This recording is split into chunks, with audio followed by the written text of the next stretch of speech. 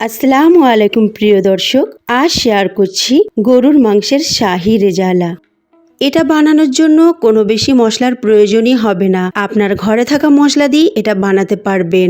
আর এটা বানানোও কিন্তু খুবই সোজা। যদি এই ভিডিওটি আপনারা ফলো করেন, একবার দেখলেই আপনারা শিখে ফেলবেন। আর যাদেরকে বানিয়ে খাওয়াবেন তারা কিন্তু আপনার প্রশংসা করবেই করবে। তো ভিডিওটি স্কিপ না করে দেখতে থাকুন। আর আজকের রেসিপিটি যদি ভালো লাগে অবশ্যই লাইক, শেয়ার, কমেন্ট করবেন। তার সাথে সাবস্ক্রাইব করে পাশে থাকা বেল আইকনটি ক্লিক করবেন। তার সাথে নতুন নতুন মজার মজার রেসিপি পেতে চাইলে উপরে আই বাটন আর এন্ড স্ক্রিন চেক করে দেখে নিতে পারেন। বিসমিল্লাহির রহমানির রহিম। এখানে 150 মিলি সাদা তেল নিয়েছি। তেলটা গরম হতে 3টি সাদা এলাচ থেতো করে দিয়েছি, 3টি দারুচিনি আর 3টি তেজপাতা 10 সেকেন্ডের মতো নাড়াচাড়া করলাম। তারপরে 3টি মাঝারি সাইজের পেঁয়াজকে দিয়ে দিলাম। পেঁয়াজটা হালকা ভাজবো। পেঁয়াজটা যখন গোলাপি কালার হয়ে যাবে তখন এতে দিয়ে দেব 1 চামচ লঙ্কা গুঁড়ো।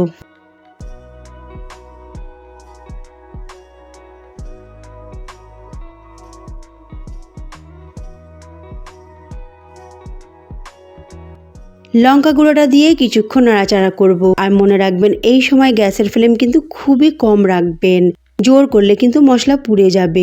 লঙ্কাটা নাড়াচাড়া করার পর দিয়ে দেবো 1 চামচ ধনে গুঁড়ো। ধনে গুঁড়োটা দিয়েও কিছুক্ষণ নাড়াচাড়া করব। তারপরে দিয়ে দেবো একটু পানি, যাতে মশলাটা খুব ভালোভাবে কষানো যায়। পানিটা দিয়ে মশলাটা একটু ভালো করে কষিয়ে নেব। তারপরে দিয়ে দেবো 2 চামচ ভরে ভরে আদা রসুন বাটা। আদা রসুন বাটা দিয়ে কিছুক্ষণ নাড়াচাড়া করব, প্রায় 1 থেকে 1.5 মিনিট, যতক্ষণ না আদা রসুনের গন্ধটা যাচ্ছে আর আদা রসুনের কাঁচা ভাবটা দূর হচ্ছে। আদা রসুন ভাজা হয়ে গেলে তারপরে দিয়ে দেবো 1.5 কিলো গরুর মাংস চর্বি সহ। আর তার উপরে দিয়ে দেবো স্বাদ মতো লবণ। এখানে আপনারা মটনও ব্যবহার করতে পারেন, একই পদ্ধতিতে রান্নাটা করতে পারেন। তো এবার আমি গরুর মাংসটাকে খুব ভালোভাবে কষিয়ে নেব 10 থেকে 15 মিনিট ধরে মাঝারি আঁচে কন্টিনিউ নাড়াচাড়া করে কিন্তু কষাতে হবে। আর কষানোর কাজটা কিন্তু আপনাদের ধৈর্য ধরে করতে হবে। যত ভালো করে কষাবেন তত কিন্তু রান্নার স্বাদ বেশি বাড়বে, এটা আপনারা মনে রাখবেন। কষানো হয়ে গেছে, পানিটাও বেশ কমে গেছে, তারপরে তেলও ছেড়ে দিয়েছে। এই সময় দিয়ে দেবো 100 গ্রাম টক দই। এখানে আমি লিখে ফেলেছি 50 গ্রাম। তো আপনারা 100 গ্রাম টক দই দেবেন। আর দইটাকে অবশ্যই ফেটে নেবেন। আর বাটিটাকে ধুয়ে একটু পানিও দিয়ে দেব। যখন টক দই অ্যাড করবেন তখন গ্যাসের ফ্লেম কিন্তু খুবই কম রাখবেন, তা না হলে দই ফেটে যাবে। তো এই টিপসটি অবশ্যই মনে রাখবেন।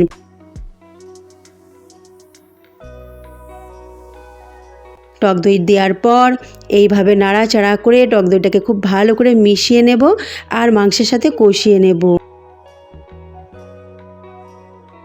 তারপরে ঢাকনা চাপা দিয়ে 30 মিনিট কম আঁচে রান্না করব। আর মাঝে মাঝে ঢাকনাটা খুলে কিন্তু নাড়াচাড়া করে দেবেন, তা না হলে তলায় ধরে যেতে পারে। এইভাবে 2 থেকে 3 বার নাড়াচাড়া করে দেবেন, তাতে তলায় ধরবেও না আর মাংস রান্নাটা ঠিক থাকবে।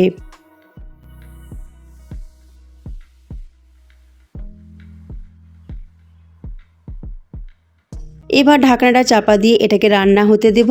আর এইদিকে আমি কিছু কাজু বাদাম আগে থেকে ভিজিয়ে রেখেছিলাম। আপনারা কাজু বাদামের বদলে এখানে কাঠবাদাম নিতে পারেন, বা যাদের কাছে কাজু বাদাম বা কাঠবাদাম কিছুই নেই তারা চীনা বাদাম নিতে পারেন। চীনা বাদামটাকে ভিজিয়ে তার খোসাটাকে ছাড়িয়ে পেস্ট করে নিতে পারেন একটু পানি দিয়ে। তো আমি কাজু বাদামটাকে একটু পানি দিয়ে পেস্ট বানিয়ে নিয়েছি। এবার 30 মিনিট পর ঢাকনাটা খুলে মাংসটাকে ভালোভাবে নাড়াচাড়া করে দিচ্ছি। এবার এতে দিয়ে দেব কাজু বাদাম বাটা।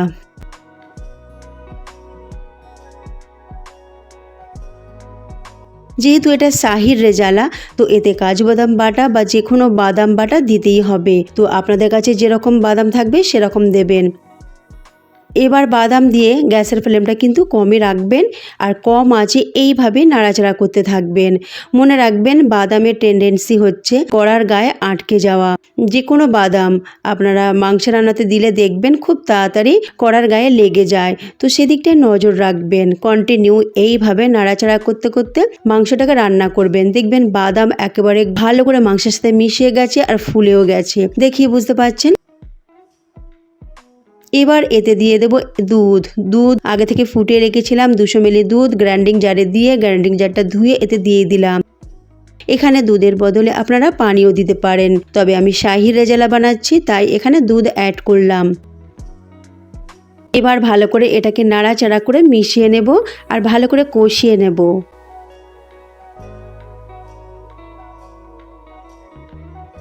যখন খুব ভালো করে কষানো হয়ে যাবে তখন এখানে একটা বড় এলাচের দানাগুলোকে বের করে আমি গুঁড়ো করে নিয়েছি, সেটা দিয়ে দিলাম। আপনাদের কাছে বড় এলাচ না থাকলে ছোট এলাচ 2-3টি নেবেন আর তার দানাটাকে বের করে একটু গুঁড়ো করে দিয়ে দিতে পারেন।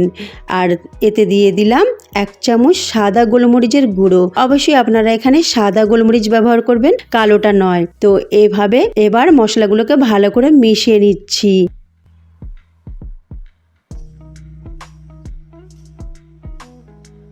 মিশিয়ে নেবার পর একটু গরম পানি দিয়ে দিলাম, গ্রাইন্ডিং জারটা ধুয়ে আর ভালো করে মিশিয়ে নিচ্ছি। মনে রাখবেন রান্নাতে অবশ্যই গরম পানি ব্যবহার করবেন, তাতে রান্নার স্বাদটা কিন্তু বজায় থাকবে।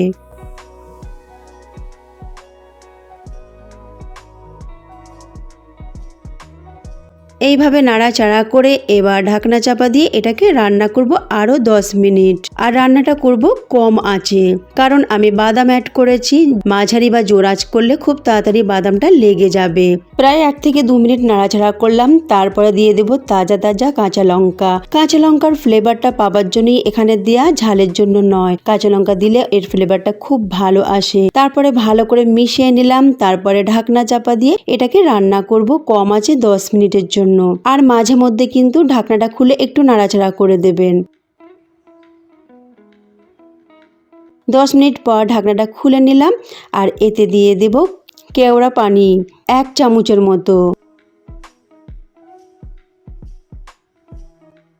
আর দিয়ে দেবো 1 টেবিল চামচ পিওর ঘি। কেওড়া ওয়াটার আর ঘি শেষে দেবেন, দিলে এর ফ্লেভারটা কিন্তু খুব ভালো আসে। এবার একটু ভালো করে মিশিয়ে নিলাম, তারপরে এটাকে ঢাকনা চাপা দিয়ে 2 মিনিট কম আঁচে বসিয়ে রাখবো। 2 মিনিট পর রান্না আমাদের একেবারে কমপ্লিট হয়ে যাবে।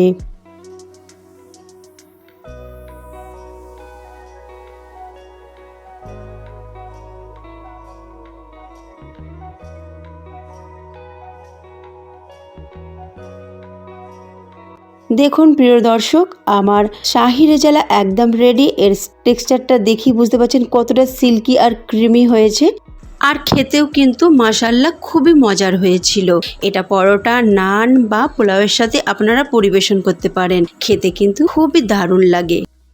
তো আপনারা একবার হলো এই শাহি রেজালাটা ট্রাই করবেন আর আমাকে কমেন্ট করে জানাবেন কেমন আপনাদের লেগেছে। আর ভালো লাগলে অবশ্যই আপনার ফ্রেন্ডস রিলেটিভদের কাছে শেয়ার করতে ভুলবেন না। আর একটা লাইক অবশ্যই করবেন। আর যারা নতুন রয়েছেন সাবস্ক্রাইব করে পাশে থাকা বেল আইকনটি ক্লিক করবেন। আল্লাহ হাফিজ।